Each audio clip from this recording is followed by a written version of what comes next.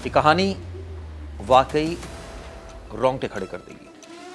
क्या आप सोच सकते हैं कि एक थाने के 28 पुलिस वालों को खुद सीनियर पुलिस अधिकारी सस्पेंड कर दे?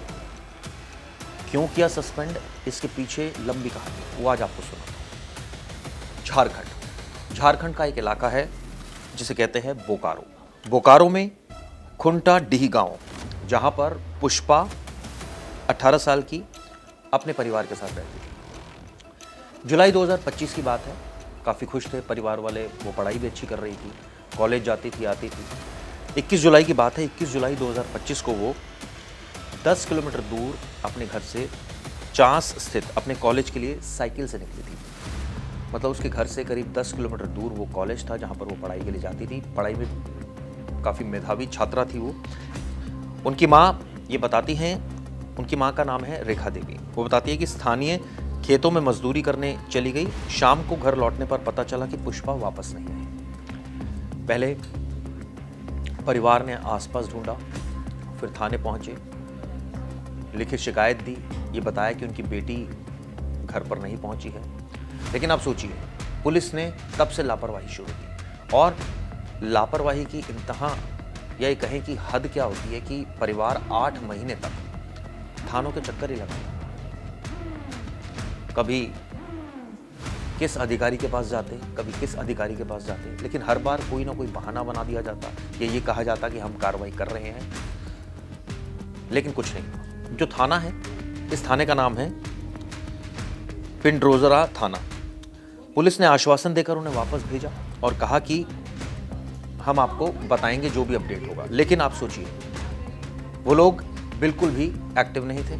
24 जुलाई को, जुलाई में वो गायब हुई थी, और 24 जुलाई को यानी घटना के कई दिनों के बाद इस मामले में एक डेली डायरी लिखी गई। एफआईआर दर्ज नहीं की गई, एक नॉर्मल डेली डायरी लिखी गई और उसमें कहा गया कि पुष्पा गायब है, पुलिस उसकी तलाश में जुटी हुई है। सबसे पहले आपको बता दूं कि रेखा देवी, जो उनकी मदर है, उन्होंने इस मामले में जो पड़ोस में एक शख्स रहता था जिसका नाम दिनेश कुमार महतो था, उस पर शक जाहिर किया और कहा कि आखिरी बार उसके साथ देखा गया, कई लोगों ने बताया। लेकिन आप सोचिए, पुलिस ने उसके साथ साठगांठ की और कोई कार्रवाई नहीं की। परिवार परेशान रहा, रोज विनतियां करता, पुलिस वालों के आगे हाथ पैर जोड़ता, लेकिन पुलिस वाले सुनने के लिए तैयार नहीं। थक हार कर परिवार किसी तरह पैसे जुटाकर कुछ लोगों ने मदद की, कोर्ट गया और अब कोर्ट का इस मामले में आदेश आया।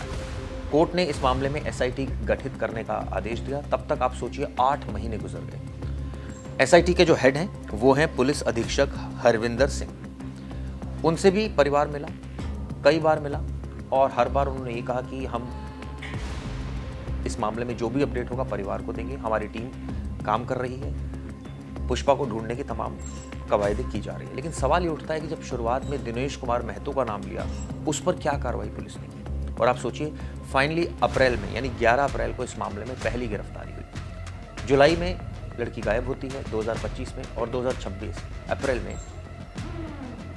लड़की नहीं मिलती। आरोपी मिलता है, आरोपी गिरफ्तार किया जाता है। आरोपी बताता है कि उसने लड़की का किडनैप किया था, बदनीयती से उसने ये काम किया, और उसके बाद वो जंगल में ले गया था जहां पर उसने लड़की का मर्डर कर दिया था और उसको दबा दिया था। पुलिस उस जंगल में पहुंचती है, आरोपी के कहे अनुसार खुदाई करती है जमीन की, और वहां से आप सोचिए कंकाल मिल जाता है। अब इस पूरे प्रक्रिया में पुलिस डीएनए कराने की कोशिश कर रही है ताकि मिलान हो सके, लेकिन अभी तक जो आरोपी ने बयान दिया उसके आधार पर कंकाल बरामद कर लिया गया है। अब परिवार का कहना है कि अगर शुरुआत में पुलिस एक्टिव होती तो शायद उनकी बेटी बच जाती, लेकिन सवाल ये भी उठता है कि पुष्पा का उसने मर्डर कब किया, कैसे किया और क्यों किया। अब इसको लेकर आपको पूरी कहानी बताता हूँ। दरअसल रेखा देवी का बयान इसमें सामने आया। उनका कहना है कि मेरी बेटी का रिश्ता तय हो गया था, जिसे सुनकर दिनेश कई बार मेरी बेटी को परेशान कर चुका था। यानी वो जिल्टेड लवर था, वो एक तरफा प्यार उससे करता था और वो शादी करना चाहता था, लेकिन पुष्पा ने हर बार इनकार किया। ऐसे में उस पर शक होना स्वाभाविक है। 21 जुलाई को बेटी के ना मिलने पर अंत में मैं दिनेश के घर गई। वहां दिनेश के मौजूद ना होने की जानकारी मिली।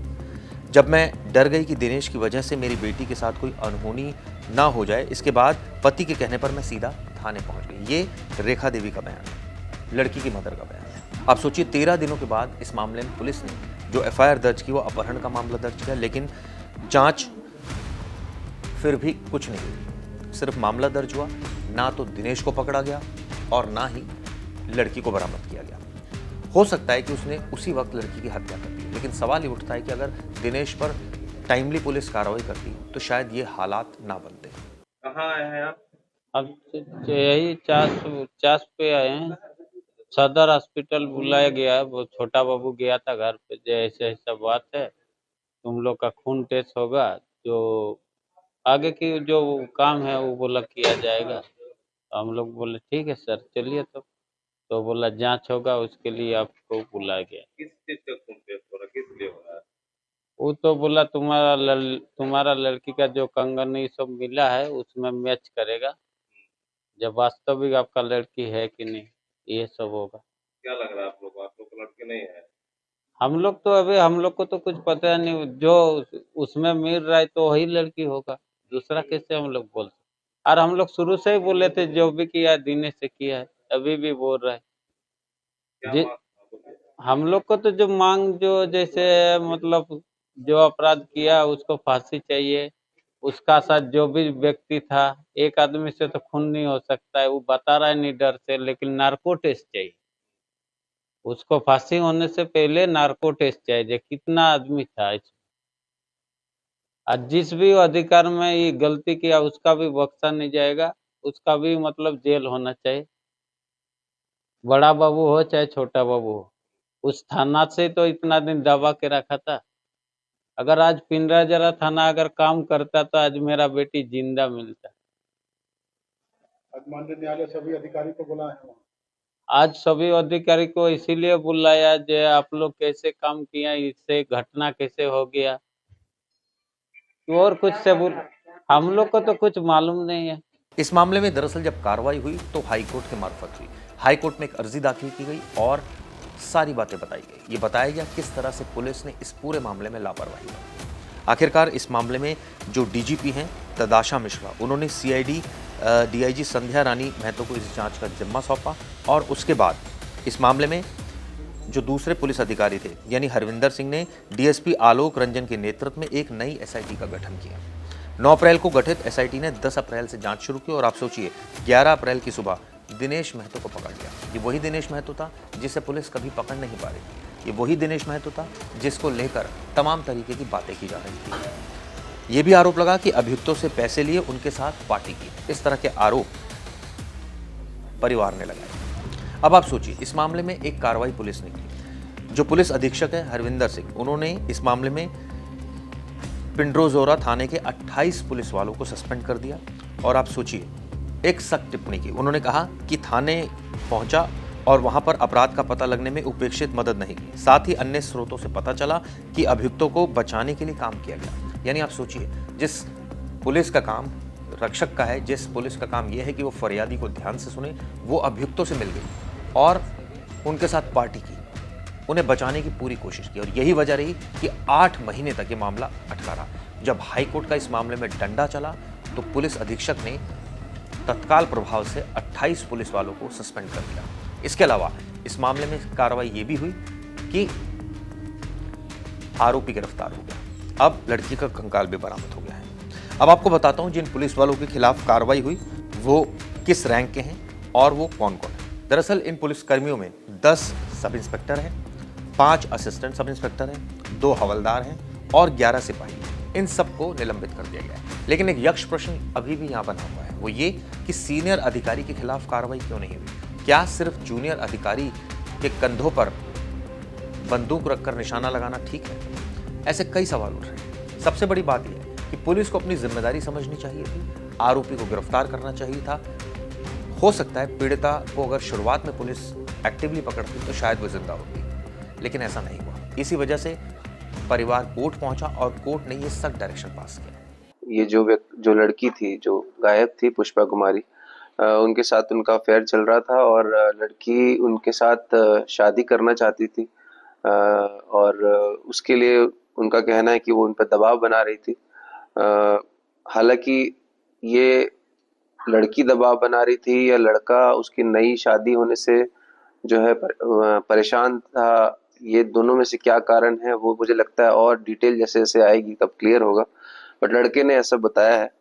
और उसमें उसने जो है लड़की को हटाने का प्लान किया, और उस क्रम में जब लड़की अपना चास कॉलेज में एडमिशन के लिए गई थी उस दिन, जिस दिन घटना हुई, 21 जुलाई की ये बात है और वहां पर उसको पता चला तो पीछे से वो गया और उसको बहला फुसला कर वो अलग जगह पे ले गया। पीछे अबैंडेड जंगल है, वहां पर ले गया। वहां पर मौका देखकर, अकेला देखकर उसने उसको चाकू से हमला करके उसकी हत्या कर दी, निर्मम हत्या कर दी। और उनकी निशानदेही पर जो चाकू था जिससे उसको मारा है उसको बरामद किया गया है। और जो मृतिका है, जो कि मिसिंग लड़की थी पुष्पा कुमारी, उसकी जो बॉडी डिकम्पोज हो गई है, उसका जो कंकाल मिला है हमें, और उसका आगे डीएनए जांच किया जाएगा। उसके साथ साथ जो कपड़े उस दिन पहने हुए थे जिस दिन वो गायब हुई थी, वो कपड़े कुछ वहां से बरामद हुए हैं, और जो बाल के कुछ अवशेष जो है बरामद हुए हैं। इसके अलावा और जब्ती की बात करें तो जब हमने अभियुक्त को पूछताछ के लिए लाया था और छापामारी हुई थी तो उसके पास से 4 मोबाइल बरामद हुए हैं, जिसको वो अलग अलग तरीके से नंबर बदल बदल के यूज करता होगा। और ये सब बरामदगी है। छापामारी दल की बात करें तो डीएसपी सिटी इसको लीड कर रहे थे। इंस्पेक्टर सुदामा पीएस सिटी थाना प्रभारी, इंस्पेक्टर नवीन कुमार सिंह बालेडी थाना प्रभारी, इंस्पेक्टर खुर्शीद आलम हरला थाना प्रभारी, सब इंस्पेक्टर पुष्पराज और सब इंस्पेक्टर विक्रम कुमार इस छापामारी दल में शामिल थे। इस कांड के अनुसंधान में बहुत सारी चीजें आई, बहुत सारे पहलू आए। आप भी जानते हैं हाईकोर्ट भी इसको मॉनिटर कर रहा था और इसमें उनके द्वारा लगातार कई दिशा निर्देश दिए जा रहे थे इसके त्वरित उद्भेदन हेतु। हम लोग भी अपनी तरफ से हर तरीके का संभव प्रयास कर रहे थे, बट ऑफ लेट जो है जब अनुसंधान को हमने देखा, बहुत नजदीकी तरीके से देखा उसको, और जैसे जैसे उसका उद्भेदन की ओर बढ़े तो जो पूर्व के इसमें इन्वॉल्व लोग थे, जो चाहे थाना प्रभारी हो, चाहे आईओ हो, और भी जो एसआईटी के मेंबर्स थे, उनका जो इसमें जो होना चाहिए था, जिस तरह का उनका आचरण होना चाहिए था, जिस तरह से उनको अप्रोच करना चाहिए था, कहीं ना कहीं उसमें हमें सस्पिशियस एंगल्स कुछ ऐसा प्रतीत हुआ और संदेहास्पद उनका आचरण प्रतीत हुआ, जिसके कारण उनके विरुद्ध जो है अनुशासनिक कार्रवाई की जाएगी।